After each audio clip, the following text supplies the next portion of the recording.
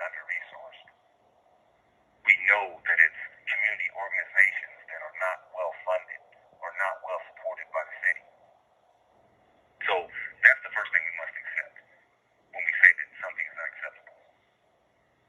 But we're also expressing dissatisfaction with how prevention has previously been handled. When we call something unacceptable, we're saying that we're acknowledging that the way that we previously went about resolving it or handling it does not work and is not working. Recently, ex-police chief Mr. Hahn talked about how both on the left side of the aisle and the right side of the political aisle, we've been caught in this same conversation to where on the left we have liberal policies, on the left we have more conservative policies, and that what we need is that conversation in the middle to happen. And so what we really need is people to come out of their fighting corners and meet into that middle ground. But we also need to inject new voices. And we at the Incarcerated Citizens Support Network say that we are the unheard voices that have not been considered yet. We need to understand what collaboration really looks like. So if you're saying that the conditions that we're seeing with our young people in our most challenged communities are unacceptable, and you're saying that you are ready to help, that doesn't mean that you have to drop everything and become a social worker. That's not realistic. It doesn't mean that you invest the resources that you don't have into this issue. What it does mean that you're willing to have a conversation as the opportunity presents itself. You're willing to make a phone call. It may be as simple as you're willing to pass along or refer this message that you're listening to right now. Or for you, maybe it does mean drop everything and get involved as a social worker. That's for you to decide. But the main point is that we have to do something. And so we propose that what will need to be accepted is that we'll have to do something different than we've done before. We have to be willing to ask ourselves, what more can I do personally? If you're still with me at this point, I'd like to show you what this looks like, and I'd like to show you what it looks like through the lens of my own life, because that's what I ask myself when I think of the things that are unacceptable. I think of, what more can I do? Like Holmes. And so that inevitably brings me to the question, because I'm an incarcerated citizen, that what's unacceptable is inextricably linked to the question, what does it mean to pay one's debt to society?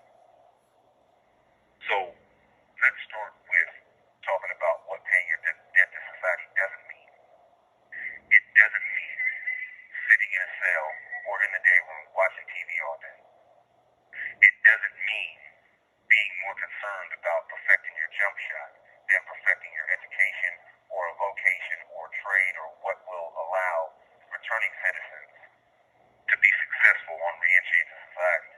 But most importantly, paying your debt to society doesn't mean ignoring the character defects that allowed you to cause harm in the first place. That's unacceptable. So, well, speaking from a personal perspective, now, while I know that I can never repay what I've stolen from my community, there are some things that I can do. One of the things that I can do is to show remorse by my living amends. Another thing that I can do is to educate myself and others about how they can give back from right here. Another thing that I can do is to be prepared to serve in this community. You have 60 seconds remaining. And in the community at large, as I'm able. Okay, I'm going to stop right there and then I'll call back. Okay. Okay, here I come.